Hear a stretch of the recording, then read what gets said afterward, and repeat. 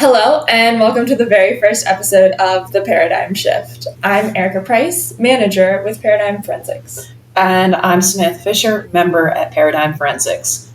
Today, our first episode is going to be discussing how to maximize the value of your business in preparation for a sale. Yes, and I think it's important to talk about context. So we are specifically talking about things that will boost a business's value in anticipation of a sale, and things that will be considered as part of a formal business valuation. So business value is very simply put with an increase in cash flow and also increased with a decrease in risk. Makes sense, right? So more cash is good, right, and less risk is also good.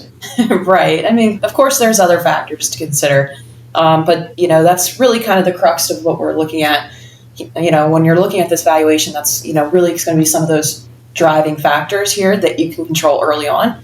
But ideally, you want to start looking at this process whether it's you are looking to sell your business or whether your client is looking to sell their business. You're going to want to start looking at this 3 to 5 years out. It might involve having a valuation now just to prepare that 3 or 5 years to know you have a starting point. Right. If you have a formal valuation done before you start implementing these changes, and then another one done a couple years later, you have a benchmark to see how much you've grown and really quantify your progress, which can be,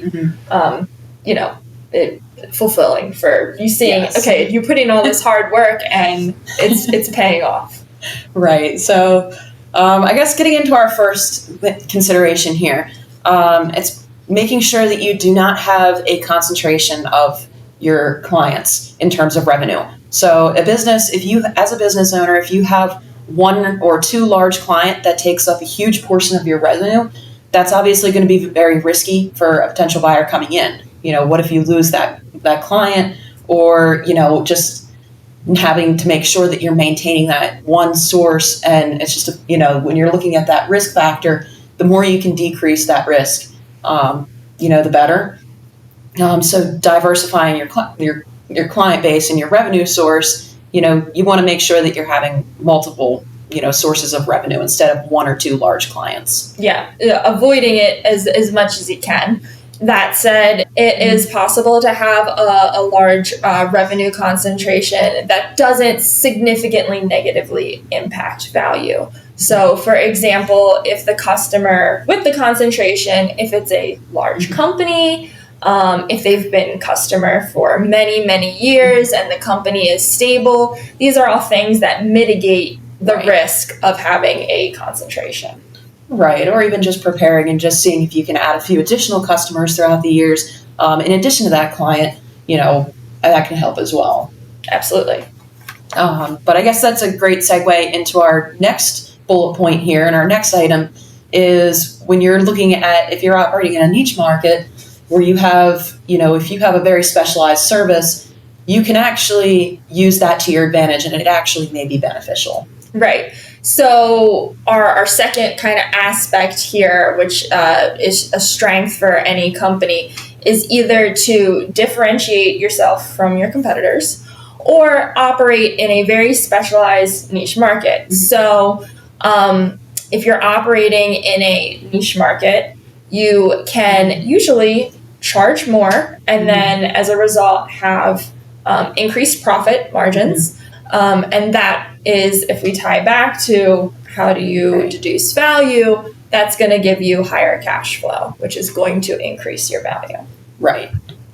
Speaking of your cash flow here, your third bullet point here, and our third aspect that we're going to look at, it's going to be changing your philosophy from a business owner's perspective where you're trying to minimize your taxes to now you want to make sure that you're maximizing your cash flows. So, are you making sure that all of your revenue is accurately reflected? Are you making sure that you are no longer, is there any discretionary expenses? Or is there any personal expenses that might be on your books that you're writing off for tax purposes, but you don't, things that as somebody else was coming into your business, they may not be needed. So just being able to put that additional cash flow and show that additional profitability on the bottom line of your books as opposed to trying to minimize your tax flow as an owner. Right, absolutely. So we totally understand that the tax liability as a business owner is obviously very important to the current owner. But if you are minimizing the tax liability at the expense of reducing revenue or reducing the cash flow, that is maybe something you want to think about altering a different strategy to instead focus on increasing cash flow, even if it's just in the last 3 to 5 years in anticipation of a sale.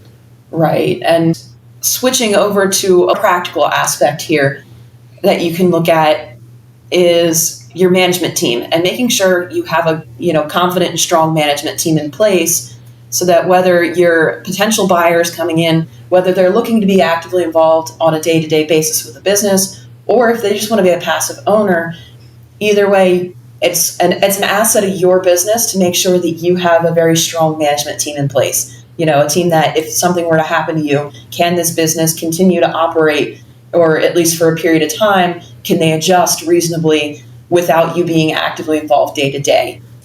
So you're going to make sure you're looking at yourself and asking these questions of who is my management team? How long have they been there? How long have my employees been in place? What kind of turnover do we have, or how long, how difficult is it to replace these employees? You're going to want to make sure you have policies and procedures in place. Maybe you want to go out and put some kind of incentives, or again, a policy or a written agreement in place to make sure that you're maintaining and that you have that the less of a risk of these employees leaving or management team. Right. Item number 5, producing credible financial statements. So potential buyers as well as business valuators need to be able to assess the financial performance of a company, and they're obviously going to do financial statements to do that. So a company that invests in audited or reviewed financials is going to give the person relying on those financials a greater sense of assurance that they are more reliable. So it's definitely a step in the right direction to lessen the risk for a potential buyer, which then will convert to essentially an increase in value for you. Right. But, and when you're looking at these things, think about your due diligence process also. What documents are you going to need ahead of time? Do you have all of these documents and all of these supporting information readily available? Or even going back to what we were discussing when we were saying that aspect of minimizing your taxes, where you're trying to make sure you aren't including these personal or discretionary items on books. If for any reason you choose to not get them off the books, or that you do have them on the books during this time period, are they easily identifiable? If we're coming in later on down the road, or if somebody's doing due diligence down the road, can you easily go into your books and records and identify these items that need to be adjusted out? And do you have the proper support to justify why they need to be pulled out? So our last item on the list is a bit of a no-brainer, and that is just having a gradual and consistent increase in sales and profits. So, right, like we said before, if your company is more profitable, if they are trending in an upward direction, revenue is growing year after year in a consistent manner, all of that is going to translate into a higher business value. And I think it's important to note that a trend, something that seems to be repeating itself year over year, is going to be given more weight and be a bit more reliable and less risky, as opposed to a single year, which could be written off as an anomaly. Exactly. So wrapping this up, I think it's really important to consider 2 things, right? So each of these items go hand in hand, and they all take time to implement. They're not incredibly difficult things to do, but they do take time to make sure you have that management team in place, make sure your employees are trained, or that you have all your financials ready and audited, and just making sure you can diversify that that revenue line. Right. So I think the message, the take home message here is that if retirement or sale of the business is on the horizon, that the time for planning and implementing these changes is now, so that you can maximize the value of your business. Absolutely. So we hope that you found this information very helpful, and we really hope that you will join us next time on our next episode of Paradigm Shift.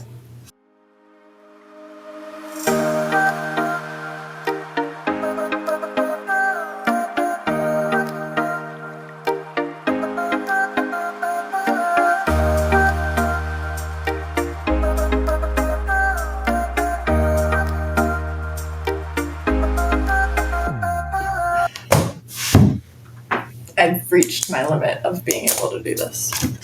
Sorry, Rob, that's the best you're getting in terms of an exit. Hope you got some great material. That's all, folks. See you next time.